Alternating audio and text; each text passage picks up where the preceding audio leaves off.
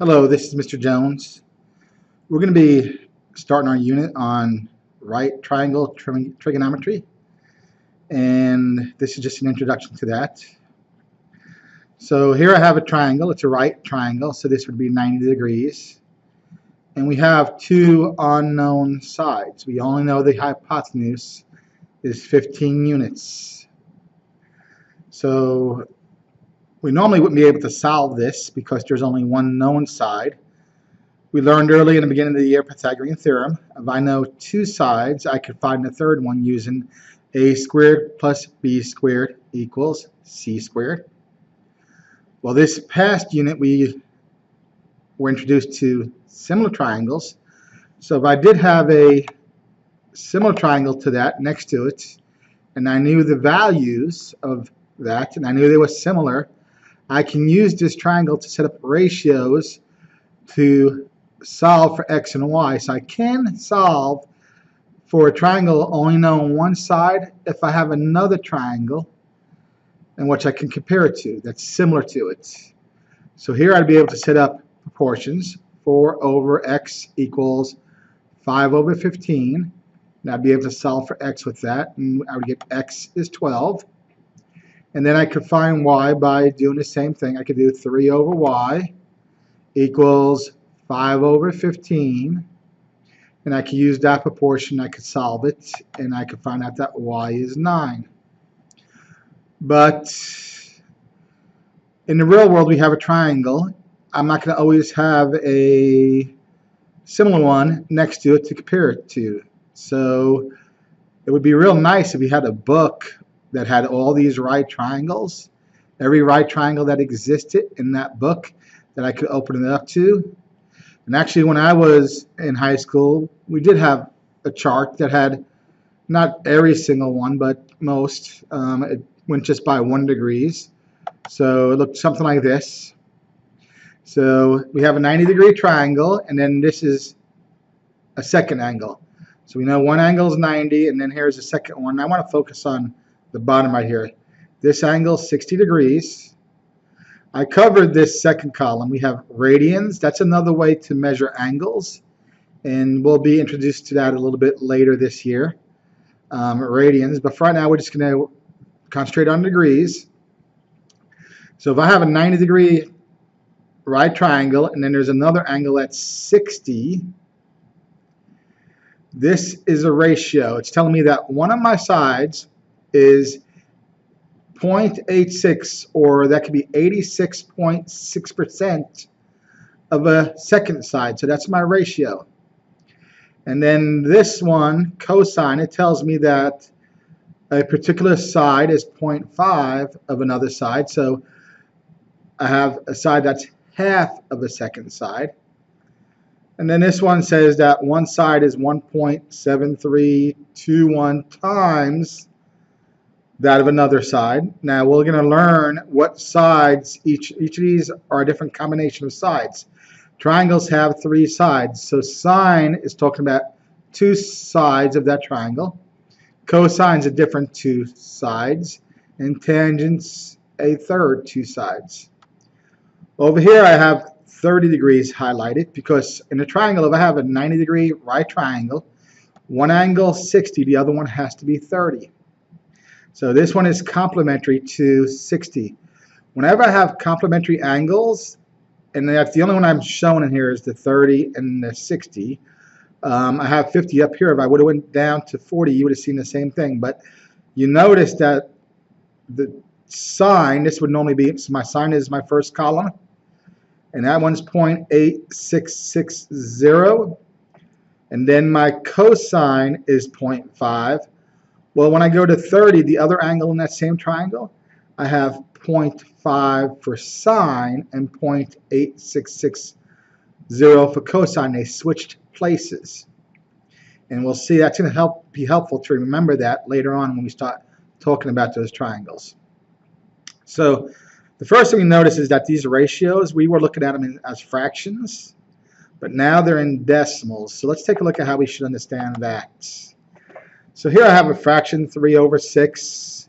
If I divide that on a calculator, I get 0.5. So 0.5 is a decimal form of the fraction 3 over 6. 0.5 is 50%. So if I change that decimal to a percentage, I get 50%. And then I can convert that 50% back to a fraction, 50 over 100.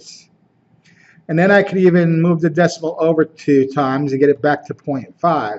And one that with 0.5 over 1. So all of these are the same thing.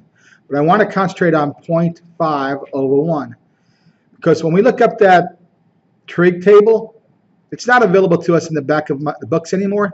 But because they're in calculators now. Calculators are so cheap, not the graphing kind we use in class, but you can get a scientific calculator for just a few dollars for that would have sine, cosine, tangent functions on them. So we don't need the tables anymore.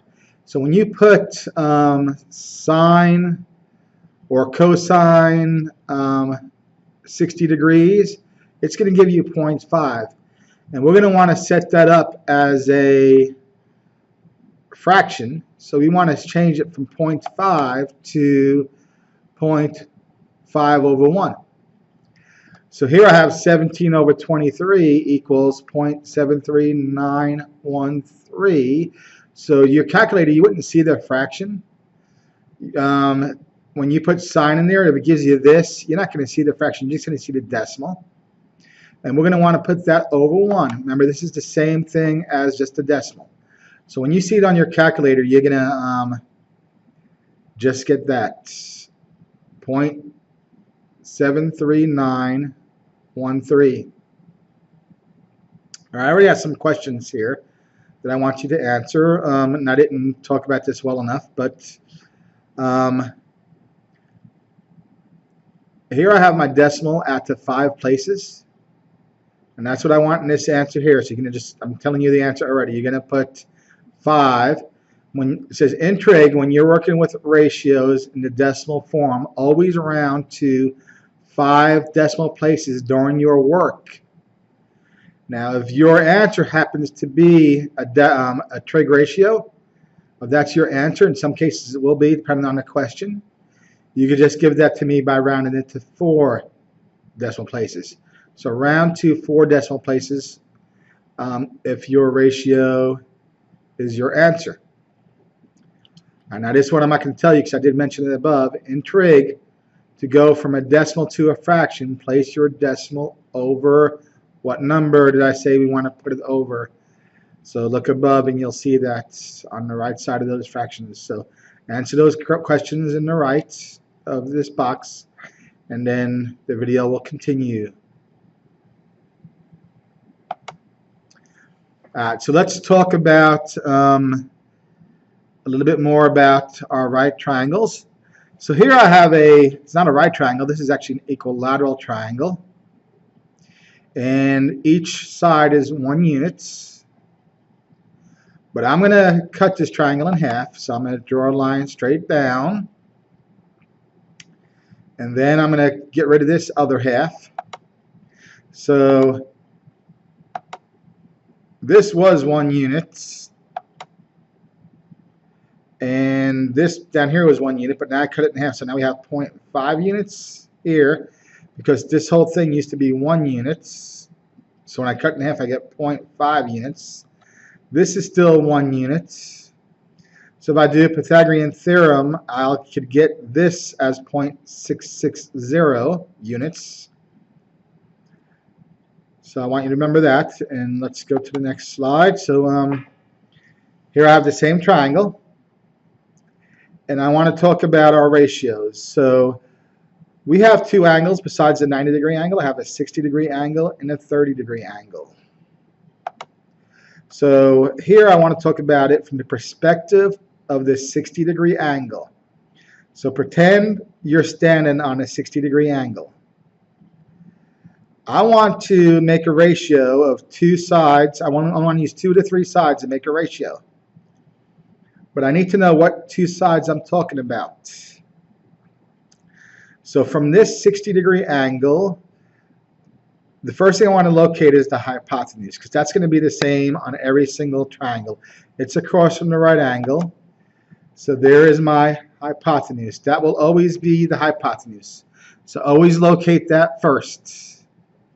The hypotenuse will never switch. However, the next two, they will switch depending on the angle which I'm referencing from. So from the 60-degree angle, I'm going to have these two are going to have different names, and if I go to the 30-degree angle, it's going to be, they're going to switch.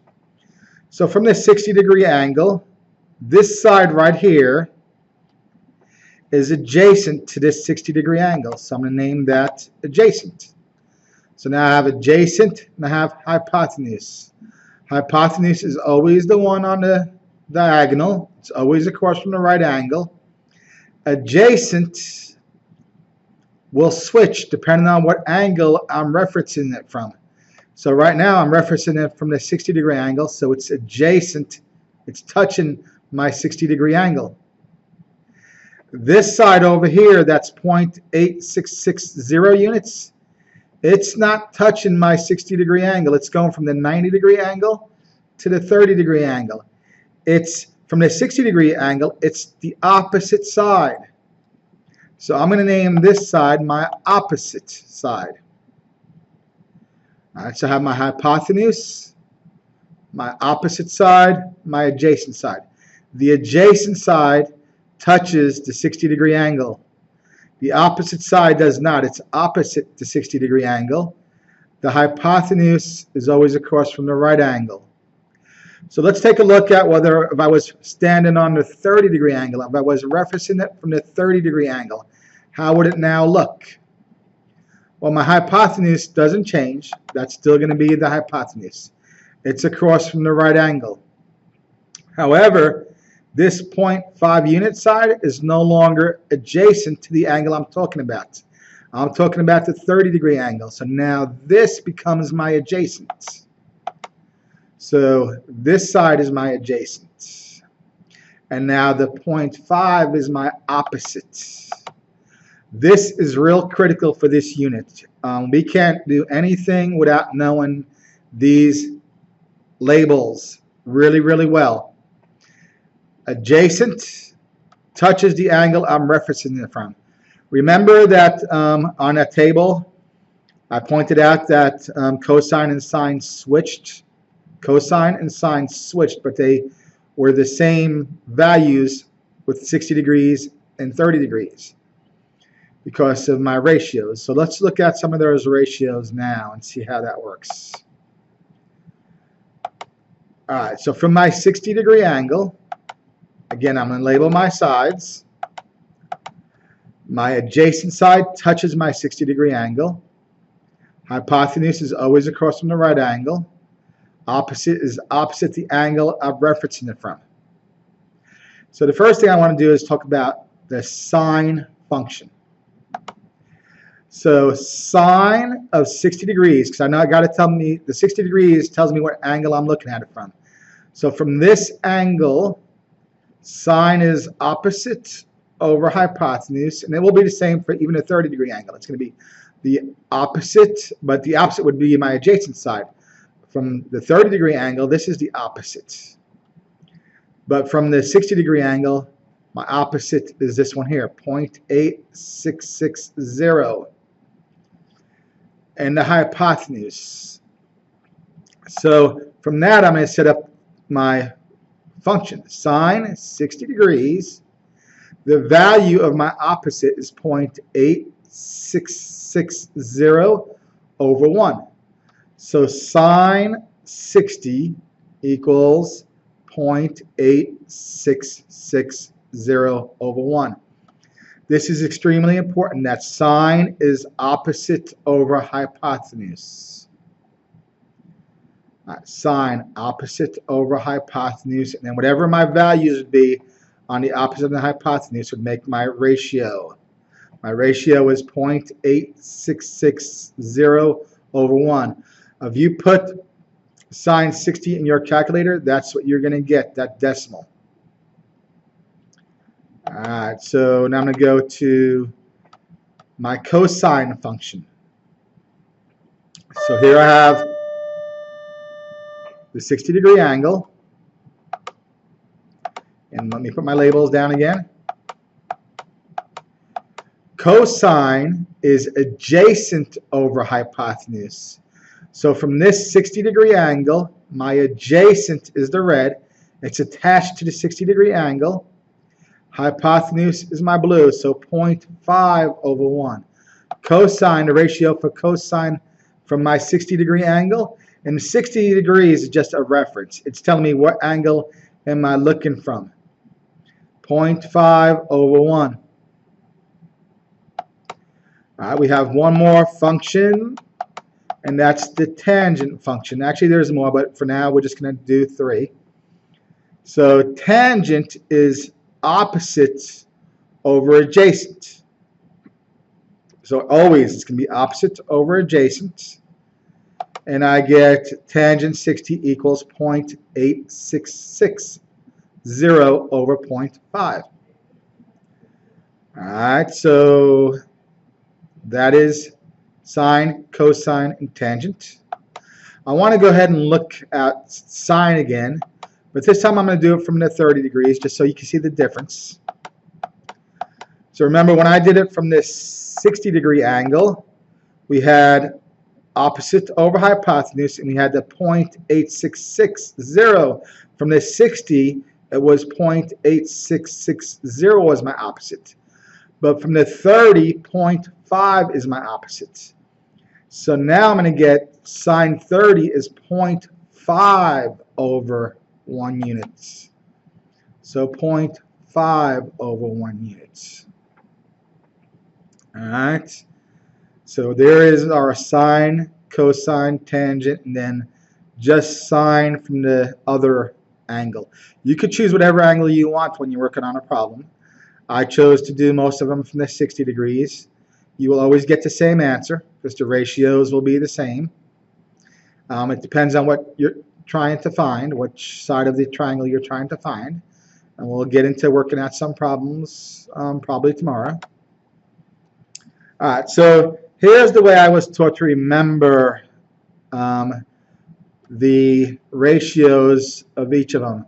So I was from a town, Lake Ronkonkoma, had a lot of Indian names on it, so our teacher taught us So-Ka-Toa. So is sine. We abbreviate that 3 letters. It looks like sin, but it's sine. And sine is opposite over hypotenuse. So, cosine. We abbreviate that cos. Cosine equals A over H, adjacent over hypotenuse. And then tangent. Tangent equals opposite over adjacent. So toa, opposite over adjacent. So katoa. You could probably type this into Google, and there's different ways to memorize this. Whatever way helps you, there's different ways that teachers teach this. I remember it by So-Ka-Toa. All right, so just as a review, I want you to answer these questions. The ratio for cosine is, so remember we had hypotenuse, opposite, adjacent. It was a ratio. So give me what cosine is in the box to your right. The ratio of sine is, so give me that. And the ratio of tangent. So answer those to the right, and you have a great day, and I'll see you tomorrow. This is very important, so study this very carefully. Thank you. Have a good day.